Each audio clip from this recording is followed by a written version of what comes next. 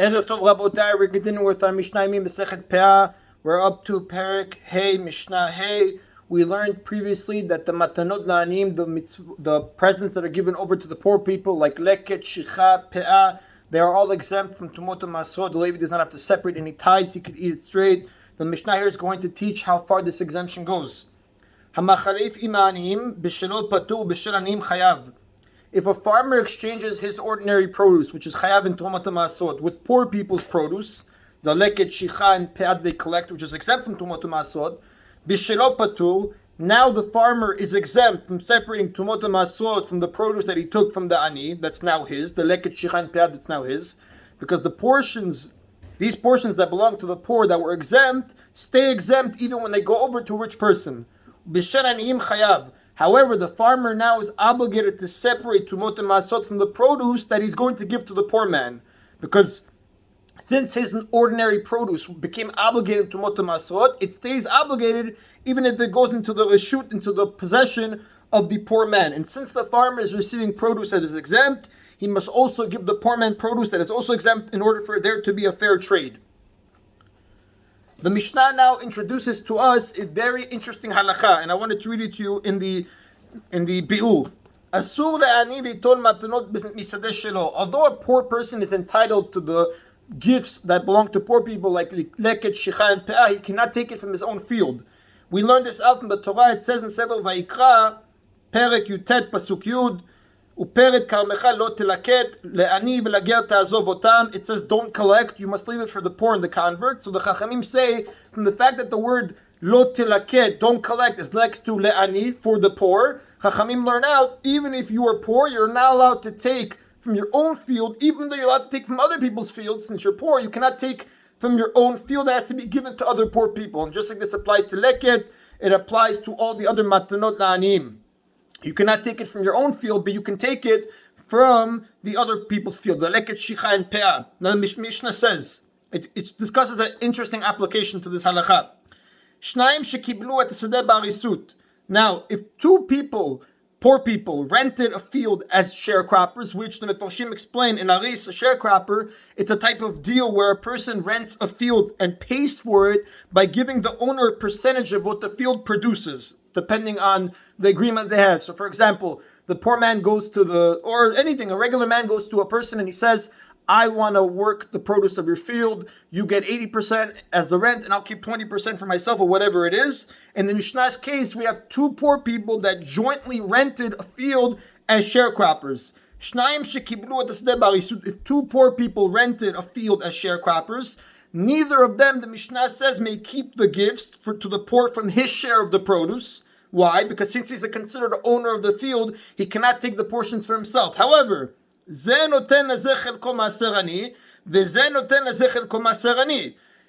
one can give his maaser ani portion from his land to this ani, and the other one can give vice versa. They can give each other's portions, but they cannot take their own, because since each poor only has a share in his own produce, not in his friends, he doesn't own his friends, so he can take his friends. And let us explain Rabotai and the Mefarshim just to take it a step further. Every sharecropper, so to speak, owns his own portion, not his friends. Therefore, even though I cannot take from my own portion of the field that I have to separate for poor people, I could take from my friend's portion. So my friend has maaser ani or leket, shicha, and peah that he has to give to other poor people. I'm allowed to partake in that. He is allowed to partake in mine that I have to leave for other poor people. We just cannot take from our own, since we are owners. And the Torah says the owners, even though they're poor, cannot take from their own field. A similar case, the Mishnah says, Hamikabel sadeh liktzor. If a poor person was hired to harvest the field and he's paid with the share of the crop, the owner says, you harvest my field, I give you 10%. Asu b'leket shicha peah maaser ani, is forbidden to take the leket shicha peah maaser ani of that field because he is considered to have some ownership of the field. Amar Rabbi Yehuda says, Ematai, when does this halakha apply? Bizman shekibel mimenu lemechta lishlish u'reviyah, when he was hired by the owner for a share of the standing crop. For example, The owner promised him a half, a third, or a quarter of the standing produce. He told him, I give you a third, a half, a quarter of my standing produce if you work my field. Now, since the worker was granted a share in the crop before it was harvested, while it was still standing, he was an owner at the time that it became obligated in the mitzvot of leket, shicha, and peah. And now, since he's considered an owner, he cannot take them for himself. But if the owner said to the worker, after you harvest the field, a third of what you harvest will be yours. He tells him, you're not an owner in it now. I will give you that produce after you're done working, after you cut it. In this situation, the worker is allowed to take the leket, shicha, and peah. Why? Because at the time when it was standing, when it was being cut, he had no ownership. The owner told him, I'm going to give it to you after it's already harvested. So since at the time when the obligation of leket, shicha, and peah took effect, this poor man did not own the field, he's allowed to take it from the owner. However, even in this case, where the owner did not give him a portion of the field before harvest, rather after, he is forbidden to keep the maaser ani from the produce that he receives. When he receives his produce, he cannot keep the maaser ani, he must give it away to other poor. Why? Because maaser ani is separated from the produce after the harvest is over. And since at this point the worker was given a share, because the owner told him, after you finish harvesting, I will give you a share. Since he was given a share of this produce that it's his own now, he cannot take the maaser ani from himself, since you cannot take the poor person's gifts when you are an owner of that portion, even if you're a poor person. That is the end, Rabotai, of Mishnah Hey. And just as a point, Rabotai, I want to share with you a very interesting klal the Mefarshim bring down from the Rambam in his Perush Mishnayot. Anytime Rabbi Yehuda says in the Mishnah Ematai, which means when does this apply, he's not coming to argue on the Tanna Kama, on the previous author, rather he's coming to explain his words.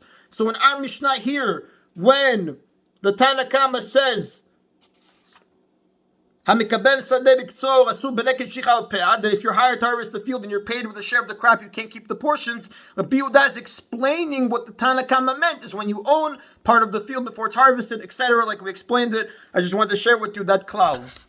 Now, Rabotai, we're continuing with Mishnah Vav. We spoke about in the previous Mishnah that a poor man cannot take the gifts from his own field that are given to the poor. The Mishnah continues to speak about who can take these gifts in a case where a field changed ownerships while it grew.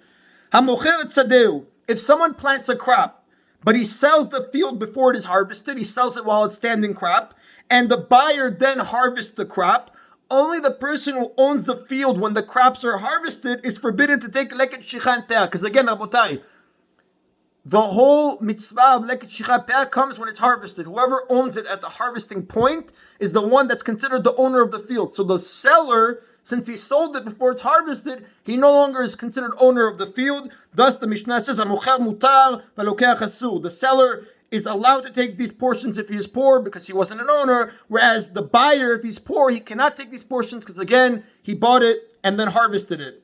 Now, Rabotai, Mishnah tells us a very important rule. A farmer must allow his fields leket, shicha, and peah to be collected by any poor people who come by. He may not use them himself, and he may not interfere in any way with the right of the poor to collect freely. It's going to be a very interesting case.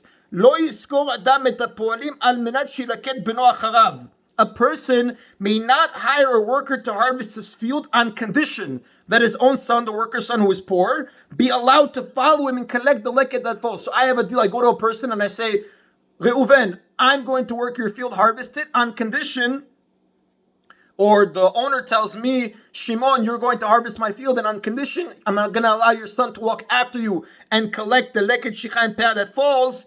When you make such an agreement, the assumption is that the worker will ask for a lesser wage. So instead of $100 an hour, I'll give you 50 and your son will collect them back. Since the worker will presumably agree to a lower salary, in essence, the farmer is going to be using the leket to pay the worker's wages. And that's considered robbing the poor because you're not allowed to hold back any leket from the poor. And the Rav explains that as long as no specific agreement was made, a poor worker is allowed to have his son follow him and collect the leket that drops. The whole reason here is because since the owner made this deal with the worker, he's robbing the leket from the poor people.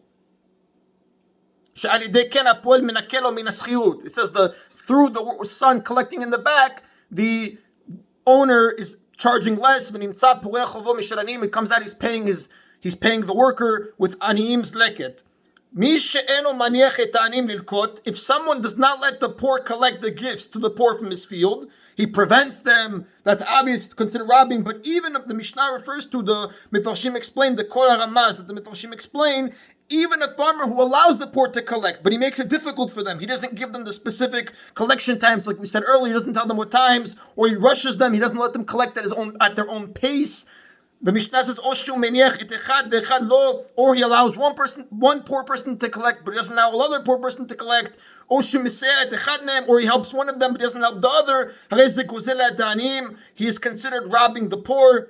Upon this, the pasuk says, do not violate the boundary of the poor. That is, which means do not withhold from the poor that which is rightfully theirs. Now, literally, the pasuk means the boundaries of those who rise. Et ha'olim, givul olim, but it's a euphemism for poor people who have fallen into poverty. The Mefarshim, they expound upon the word. The pasuk really says, Al taseh givul olam. Do not violate the established boundary, which means a person may not steal land by moving boundary marks. But the Mefarshim explained that the Mishnah learns out, don't say olam el olim. Don't steal from the olim, which refers to poor people. Again, Rabotai, in any way, if you prevent the poor person from getting his leket, either by tricking him, by giving it to other poor people and preventing him, you are considered robbing them. As the pasuk says, Al taseh givul olim. Do not violate the boundary of the poor. That is the end of today's Mishna Yomi, Rabotai. Baruch Adonai le'olam. Amen v'amen.